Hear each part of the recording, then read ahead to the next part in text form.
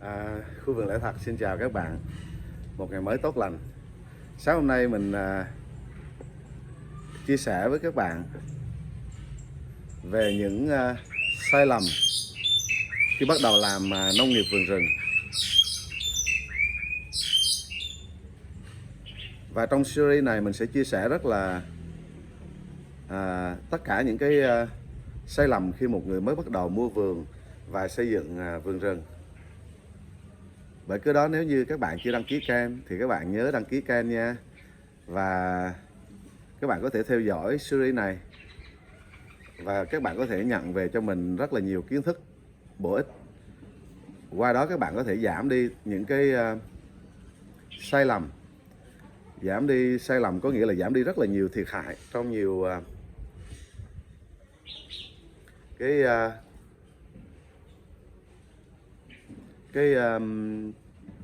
tài nguyên, công sức, vốn liếng, thời gian của các bạn, và nó sẽ giúp cho cái thời gian các bạn nhận được kết quả và niềm vui từ trong khu vườn nó nhanh hơn. Và các bạn không có phải trải qua cái cảm giác bị tiếc nuối, hay là trải qua mất mát, hay là đôi lúc là bị nản lòng vì cảm thấy khó. Và như vậy thì những cái video này sẽ giúp cho các bạn tránh đi tất cả những cái thiệt hại đó ha. Và cái chủ đề đầu tiên mình muốn chia sẻ đó là phần 1, đó là sai lầm đầu tiên của một người khi mua vườn rừng, đó là họ đã bắt tay vào xây dựng khu vườn khi chưa hiểu rõ khu vườn.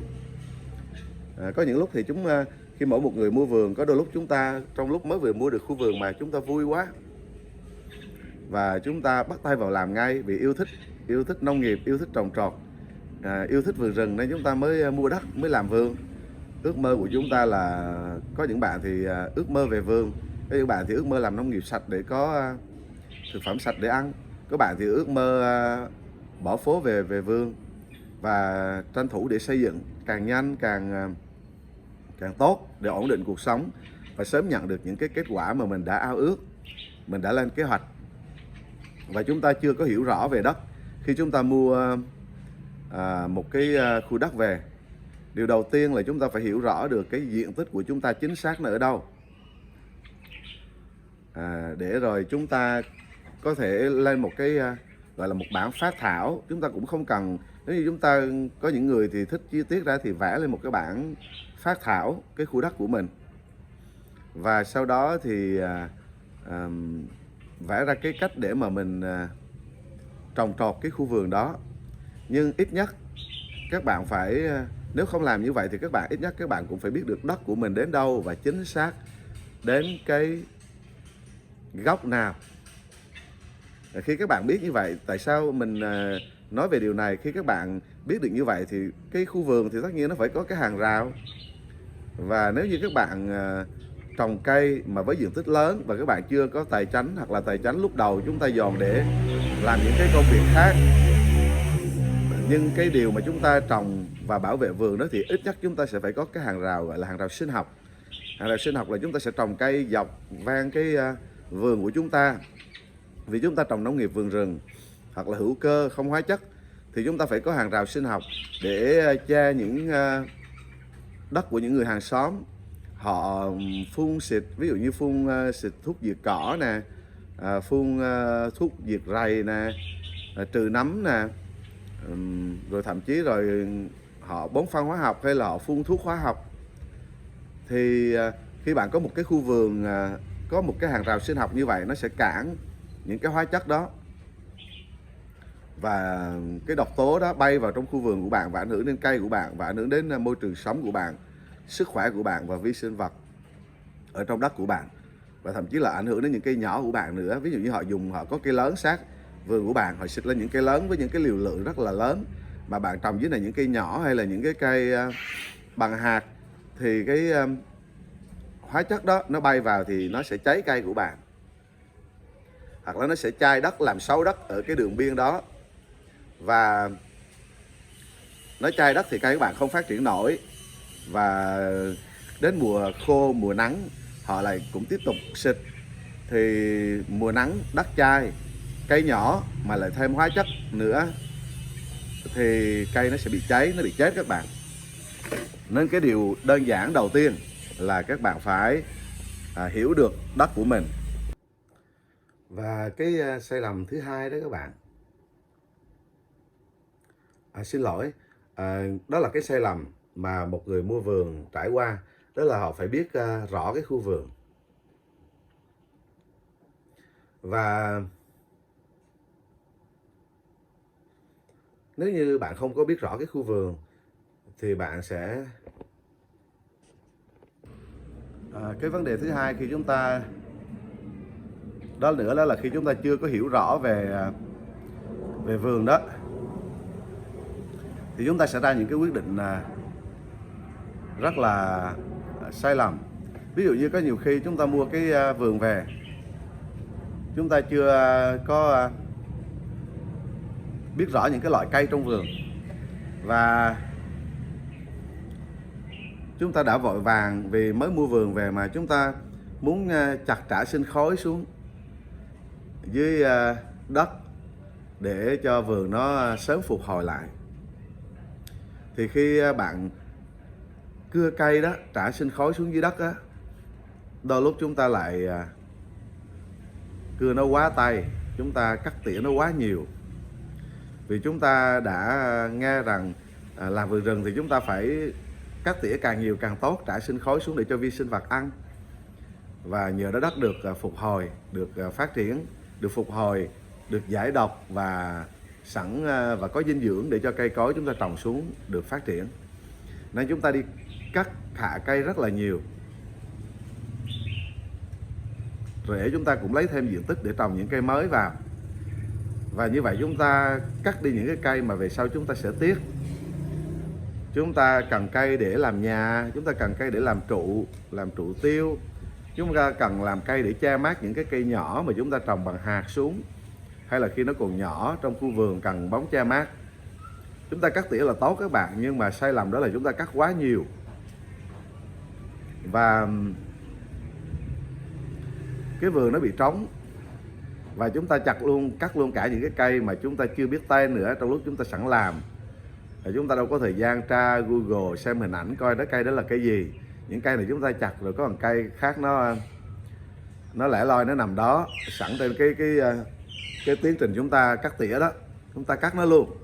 Và vì sao chúng ta biết nó là cây gì, nó có giá trị ra làm sao, thì lúc đó chúng ta lại tiếc. Và mình khuyên các bạn là các bạn chỉ nên cắt những cái cây nào các bạn biết.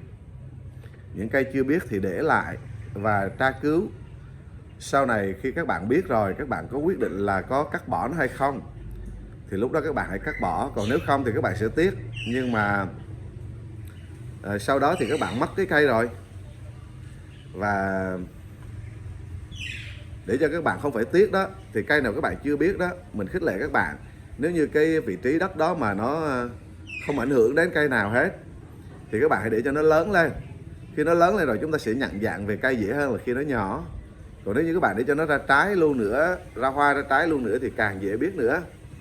Nên các bạn cứ để nó lớn lên, nếu như nó không ảnh hưởng cái cây nào thì cứ để cho nó lớn lên.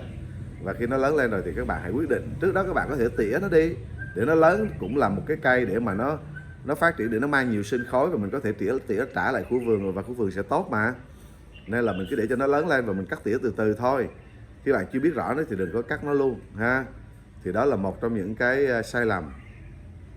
Sai lầm nữa là khi bạn cắt rồi, khi bạn cắt nhiều quá như vậy đó, thì rồi bạn trồng cây xuống, và đến khi qua mùa nắng thì các bạn sẽ thấy rằng cái vườn trống quá và thiếu cây che mát quá, và những cái cây bạn trồng đó nó không chịu nổi, nó bị chết, nó bị hao hụt rất là nhiều.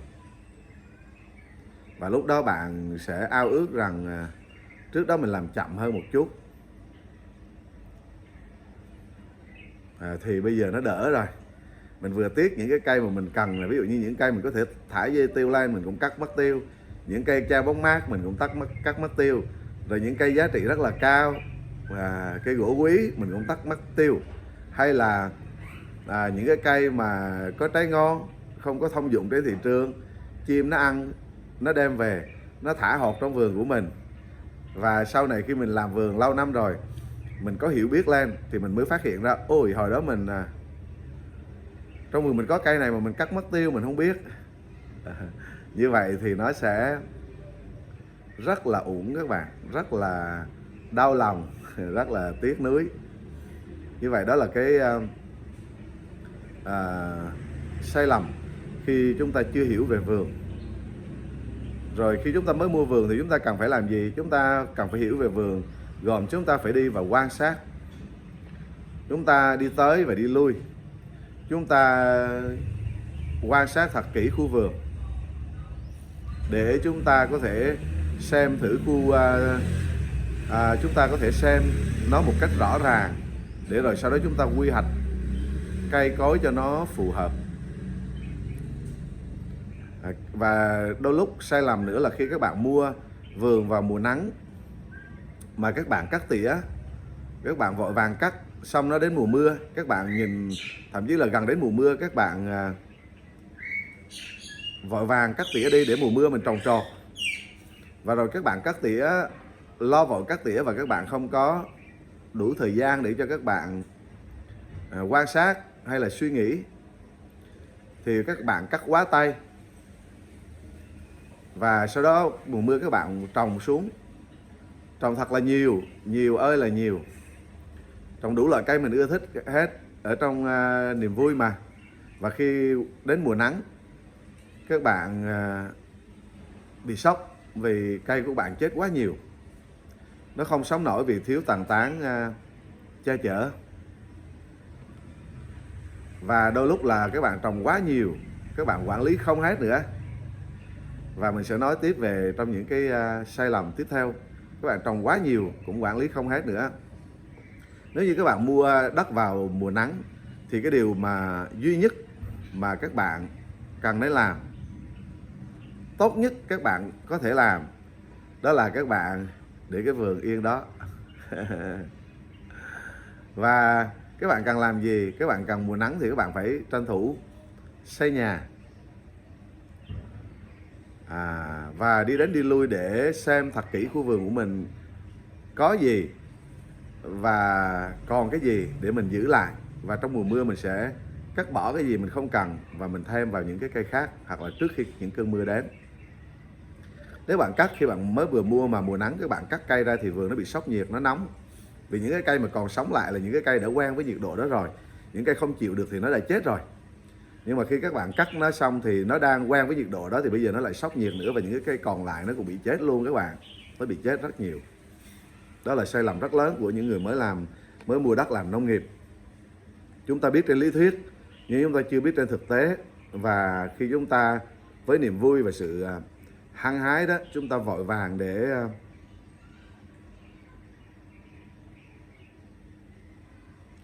chúng ta xây dựng khu vườn đó, và cuối cùng chúng ta bị tốn công. Có những việc chúng ta phải bị tốn công sức rất là vô ích, và sau đó chúng ta sẽ tiếc rất nhiều các bạn. Điều duy nhất các bạn có thể làm đó là để yên khu vườn đó và ngắm xem nó thật kỹ, đi lên đi xuống, ngắm xem nó thật kỹ. Nếu có những dây gai nào nó quấn lên những cây khác và nó có thể làm cho chết những cây khác thì bạn cắt cái dây gai đó đi. Nhưng nếu như dây gai đó mà nó nằm ở cái vùng đất nóng, không có cây nào hết, nó xanh tốt, cứ để nó cho mùa nắng, để cho mát đất của bạn và phát triển thêm, lớn lên sinh khối, và đến mùa mưa bạn mới cắt những cái cây gai đó xuống. Điều duy nhất các bạn có thể làm đó là xây căn nhà, đào hồ giếng, hoặc là khoan giếng để lấy nước, coi lại các hàng rào bờ ranh. Nếu các bạn quyết định làm hàng rào khi có tài chánh thì các bạn nên làm hàng rào, rào lưới lại, và làm con đường, sửa đường lại trong vườn cho thuận tiện trong việc các bạn trồng trọt và thu hoạch sau này. Đó là những điều quan trọng nhất mà bạn cần làm trong mùa nắng. Quan sát thật kỹ các bạn, quan sát thật kỹ. Có thể hôm nay bạn quan sát, bạn quyết định rằng mình sẽ trồng những loại cây này ở đây, và những cây kia ở kia. Nhưng ngày mai khi các bạn đi lại, các bạn sẽ thấy rằng nó không hợp lý, và như vậy thì hợp lý hơn, và các bạn sẽ thay đổi. Nên cái việc các bạn đi dạo trong khu vườn, nhìn ngắm ở dưới và nhìn ngắm ở trên, tìm hiểu về các loại cây của các bạn để sau này khi cưa bỏ không có tiếc nuối. Đó là việc quan trọng nhất mà bạn làm. Điều thứ hai là bạn làm hàng rào và xây nhà, cũng như là tìm nguồn nước. Đó là tất cả những gì bạn làm khi bạn mua khu vườn, mới vừa mua khu vườn, và đặc biệt là trong mùa nắng. Trong mùa mưa thì các bạn cắt cỏ, các bạn phải cắt cỏ và để cây lại, để tất cả cây lại. Và các bạn trồng cây những cái chỗ nào trồng thêm vào thôi, đừng có cắt bớt, cắt cỏ và lấy những chỗ cỏ đó các bạn trồng những cái cây. Nhưng cái điều đặc biệt là trong năm đầu tiên mình khuyến khích các bạn nên trồng những cái cây xung quanh nhà các bạn trước, cải tạo cây xung quanh nhà, làm hàng rào, làm nhà, đào giếng, tìm nguồn nước và trồng cây xung quanh nhà.